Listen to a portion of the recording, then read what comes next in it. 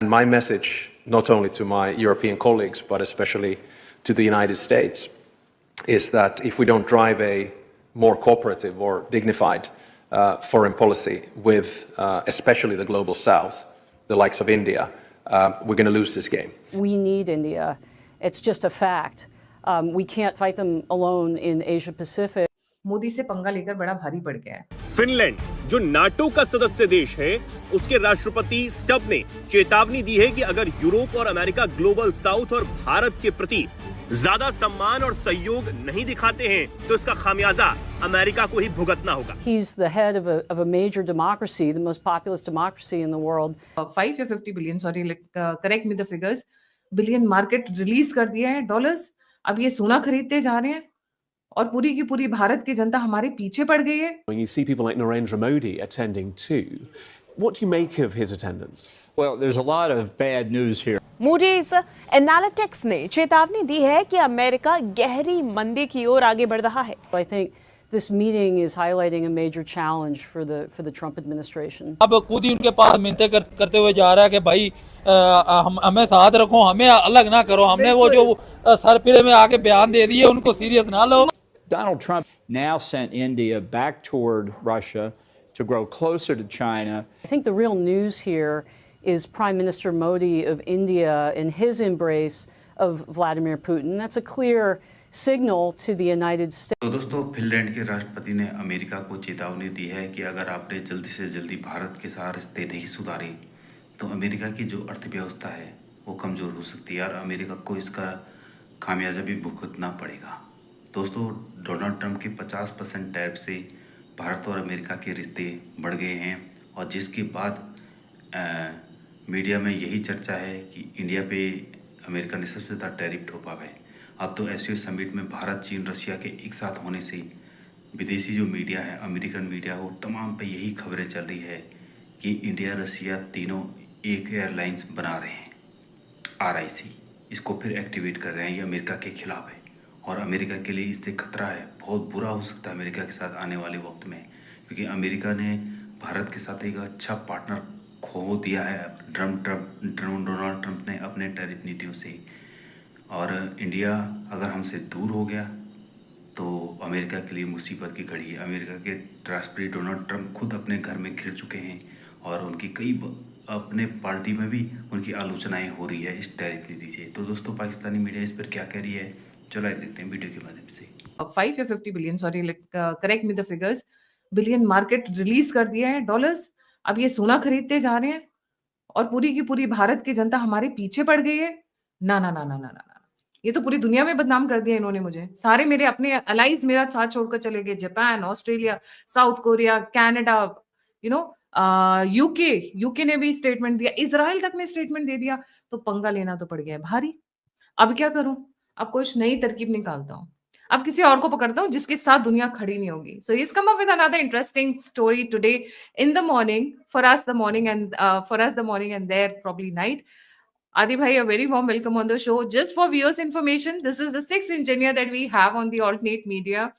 Abhishek Tiwari, Dr. Avinash, Sandeep Singh, Shivam Chaudhary, Manish Chaudhary और सबसे बड़े आदित्य भाई, DCE के प्रोडक्ट हैं, Delhi college of engineering, very fond of weapons और घर में बड़ी अच्छी कलेक्शंस लगा रखी है. So a very warm welcome on the show. Let's get started ji. तो आज डोनाल्ड ट्रंप ने जैसे खिसियाई हुई किसी की प्रेमिका होती है वैसे एक ट्वीट लिखा है वापस. मतलब अस्पताल में है या अस्पताल में नहीं है किसी को पता नहीं है, कहाँ से लिखा है, कहाँ से बोला है, लेकिन बड़े बीमार दिख रहे थे.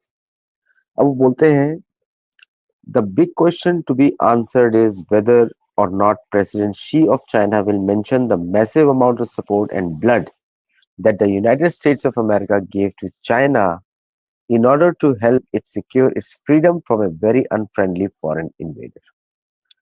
मतलब प्रेसिडेंट ऑफ यूनाइटेड स्टेट्स को इस तरह का लाइन लिखना, इसको देख के तो जॉर्ज वॉशिंगटन आज आत्महत्या कर लेंगे. जॉर्ज वॉशिंगटन पे गले में फंदा लगा के लटक पड़ेंगे कहीं से कि भाई कभी ऐसा सोचा नहीं होगा कि अमेरिका का राष्ट्रपति ऐसी लाइन लिखेगा. मैं आपको इसके ऐतिहासिक रीजन बताता हूँ। यूनाइटेड स्टेट्स ऑफ अमेरिका जो कि युद्ध लड़ रहा था वर्ल्ड वॉर 2 का, और उसके पहले वर्ल्ड वॉर 1 में भी स्थापित किया, लेकिन वर्ल्ड वॉर 1 यूरोपियन वॉर, और opium trade was done by the British, और अमेरिका ने भी बहुत एक्सप्लॉइट किया चाइना को। जापानीज ने चाइना को ऑक्यूपाई किया ताकि वो एंग्लो सेक्सन्स को दूर रखे। एंग्लो सेक्सन्स एक शब्द जो है देदे ने क्रिएट किया था 745 में एक नॉवल में, जो ओल्ड सेक्सनी से, जो कि नॉर्दर्न जर्मन प्रोविंस है, वहां से वो आए थे।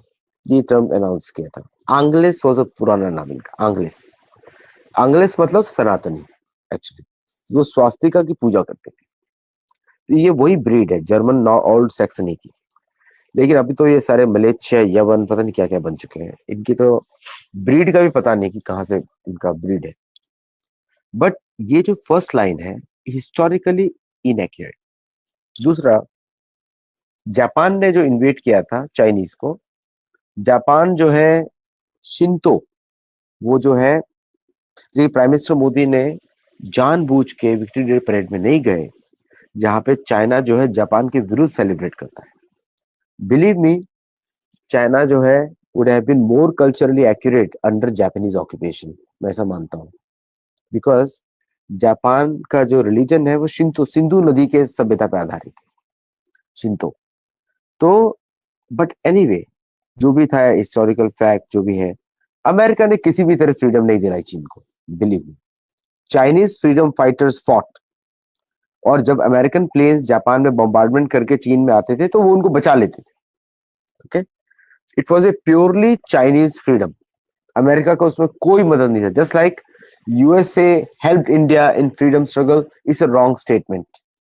सुभाष चंद्र बोस ने आजादी दिलाई, दैट्स अ करेक्ट स्टेटमेंट। क्योंकि अभी हम हिस्टोरिकल करेक्शन की बात कर रहे हैं। हम महात्मा गांधी, अभी कोई बोलता है महात्मा गांधी ने आजादी दिलाई, Mahatma Gandhi was prove to be MI6 agent. Jawaharlal Nehru और इन लोगों ने भारत का डोमिनियन स्टेटस रखने के लिए बात करी। ऐसे बहुत सारे लोग हैं जो भारत में हैं जो रॉन्ग क्लेम करते हैं। The only credit goes to the Indian independence is Subhash Chandra Bose, जिसको मदद करने जापानीज आए थे, बिलीव मी। तो और जापान, और इसी तरह जो चाइना का इंडिपेंडेंस है, it is not from Japan, is not definitely because of America. American को तो बचाया चाइनीज ने जापानीज से, उल्टा बोल रहे हैं वो। और इनका दूसरा लाइन है, many American died in चाइना's quest for victory. नहीं भाई, अमेरिकन ने कोई मदद नहीं की। अमेरिकन ने तो उल्टा ओपियम वॉर बढ़ाने की कोशिश